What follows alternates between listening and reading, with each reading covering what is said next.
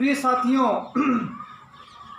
राजस्थान विशेष पर हम कुछ विशेष बातों का आज चर्चा करेंगे।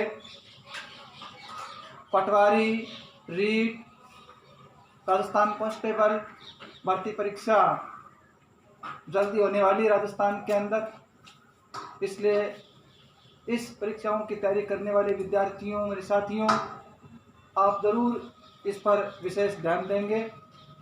नेक्स्ट वीडियो जल्दी ही हमारा राजस्थान जीके का आने वाला है, इसलिए आप इस पर अपना विशेष ध्यान केंद्रित करेंगे। यदि हमारे चैनल को आपने सब्सक्राइब नहीं किया है तो आप बिल्कुल सब्सक्राइब कीजिएगा, सपोर्ट कीजिएगा, शेयर कीजिएगा। देखो, सबसे पहली बात हम राजस्थान के बारे में बात करते हैं। राजस्थान जनसंख्या की दृष्टि से भारत के अंदर 8वां स्थान रखता है। जनसंख्या की दृष्टि से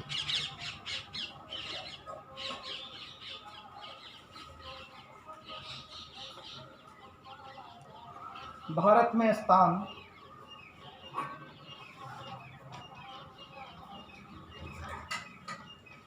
कौन सा स्थान है? 8वां स्थान राजस्थान का। ठीक है, पहला स्थान भारत के अंदर उत्तर प्रदेश का है। उत्तर प्रदेश जनसंख्या की दृष्टि से सबसे बड़ा राज्य है और सबसे छोटा राज्य है जनसंख्या की दृष्टि से, वो सिक्किम राज्य है। इस बात का भी आपको ध्यान रखना है। दूसरी बात हम बात कर लेते हैं क्षेत्रफल की दृष्टि से। क्षेत्रफल की दृष्टि से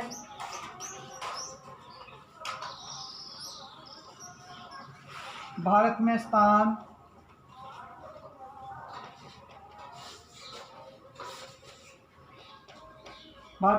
है, प्रथम स्थान है, पहला स्थान है राजस्थान का। ठीक है, ये प्रथम स्थान राजस्थान कब बना? ठीक है, इस बात का भी आपको ध्यान रखना है कि सन 2000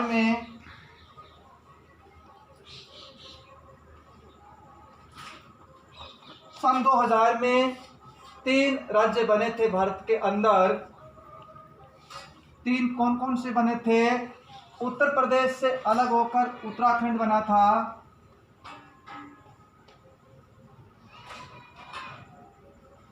ठीक है, बिहार से अलग होकर झारखंड बना था और मध्य प्रदेश से अलग होकर छत्तीसगढ़ बना था।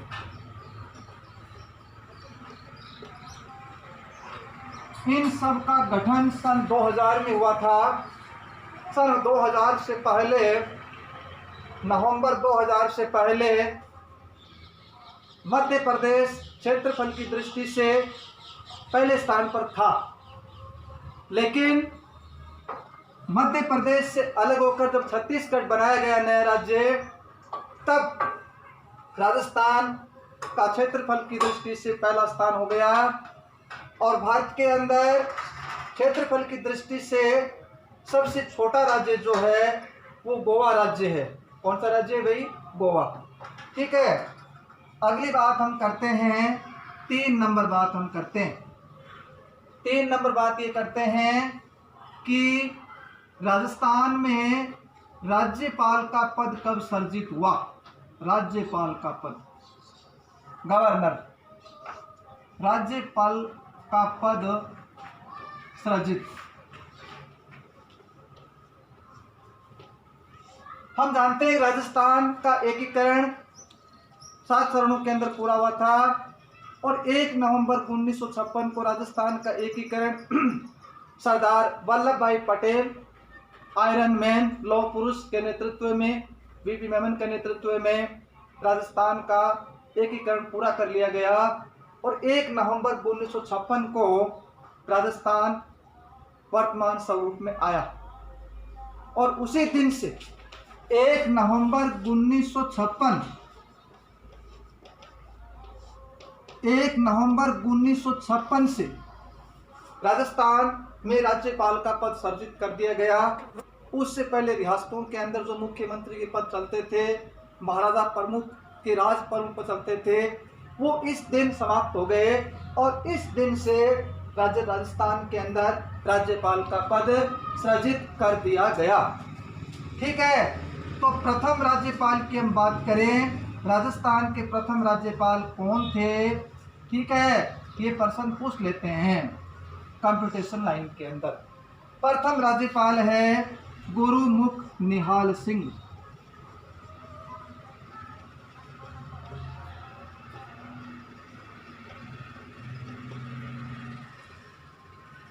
गुरुमुख निहाल सिंह ये राजस्थान के प्रथम राज्यपाल है और इन्हीं के नाम पर राजस्थान की जो सर्वोच्च चोटी है,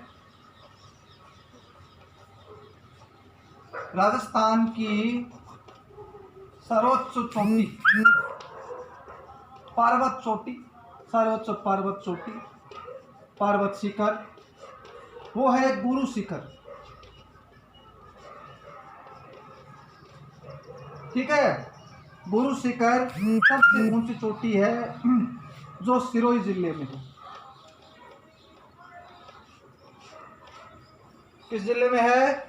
सिरोही जिले में। वो हमारे प्रथम राज्यपाल के नाम पर ही इनका नाम रखा गया है। ठीक है, उसके बाद हम बात करें प्रथम मनोनीत मुख्यमंत्री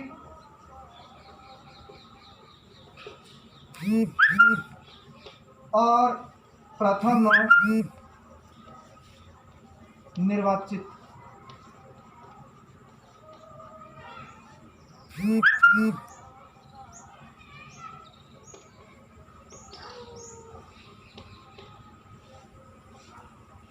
ठीक है, तो प्रथम मनोनीत मुख्यमंत्री की हम बात करें तो प्रथम मनोनीत मुख्यमंत्री जो है वो आपके कौन है? हीरालाल शास्त्री है। कौन है? हीरालाल शास्त्री। और प्रथम निर्वाचित मुख्यमंत्री है वो आपके हैं टीकाराम पालीवाल। ठीक है, इस बात का ध्यान रखिए आप। नेक्स्ट आप हम चर्चा कर लेते हैं साथियों। देखो, राजस्थान विशेष में हम चल रहे हैं। ठीक है ना, क्षेत्रफल राजस्थान में कितना है? राजस्थान का क्षेत्रफल 3,42,000 3.42 में लिख लें 3,42,000। ठीक है, ये 3,42,000 क्षेत्रफल किसका है? राजस्थान का क्षेत्रफल है। पहले स्थान तो राजस्थान है भारत के अंदर। दूसरी बात हम बात कर लेते हैं कि राजस्थान में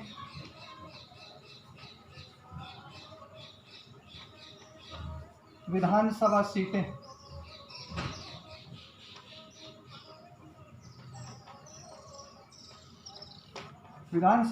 किसे कहते हैं? एमएलए। ठीक है, विधानसभा सदस्य होते हैं ये 200 सीट। कितनी सीट है? 200 सीट राजस्थान में है एमएलए की।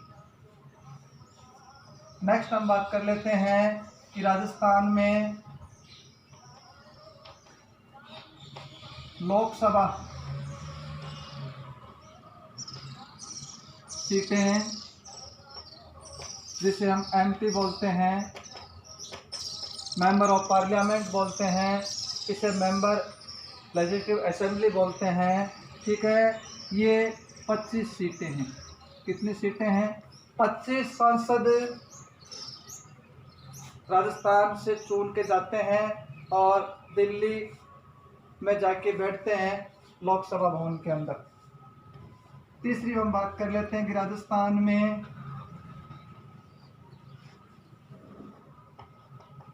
राज्यसभा सीटें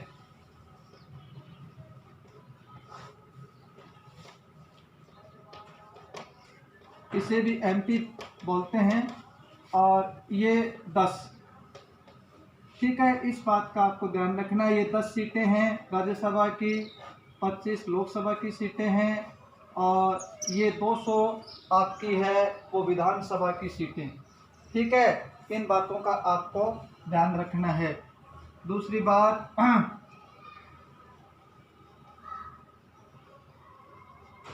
राजस्थान की सन सिटी,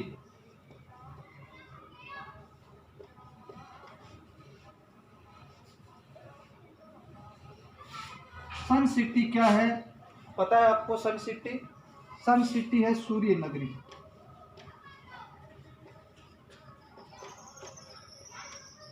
सूर्य नगरी है जोधपुर। इस बात का आपको ध्यान रखना है। ठीक है, एक है आपकी स्वर्ण नगरी,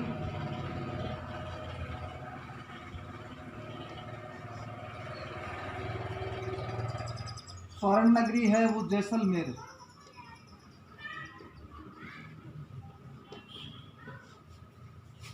और सुवर्ण नगरी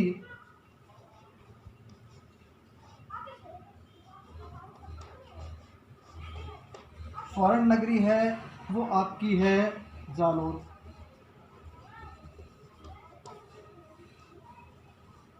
ये सुवर्ण नगरी है जालोर। ठीक है, इसके बाद हम बात करें कि मुबारक महल,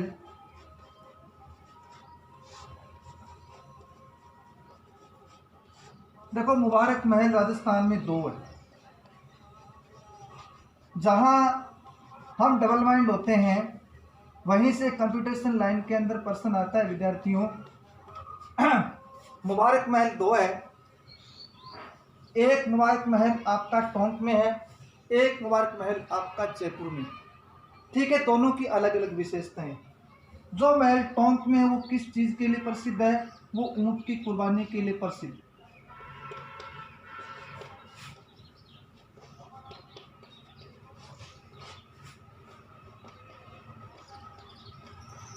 ये कहाँ है? टोंक। ठीक है, हाल के वर्षों में ऊंट की कुर्बानी पर राज्य सरकार ने प्रतिबंध लगा दिया है, क्योंकि ऊंट को राज्य पशु का दर्जा दे दिया गया है। और जब किसी पशु को राज्य पशु का दर्जा मिल जाता है तो उसकी कुर्बानी पर प्रतिबंध होता है, उस कुर्बानी नहीं दी जा सकती। लेकिन इतिहास में हम देखते हैं कि ऊंट की कुर्बानी दी जाती थी मुबारक महल के अंदर टोंक में। तो यदि प्रश्न में आपको इस प्रकार की कोई बात लिखी हुई है कि ऊंट कुर्बानी के लिए प्रसिद्ध महल कौन सा, मुबारक महल कहाँ स्थित है, तो हम टोंक करेंगे। ठीक है, दूसरी बात हम देखें कि मेहमान नवाजी, मेहमान नवाजी, मेहमान नवाजी के लिए प्रसिद्ध महल मुबारक महल था। वो टोंक का महल नहीं था, वो शीश महल के अंतर्गत है मुबारक महल, वो जयपुर में।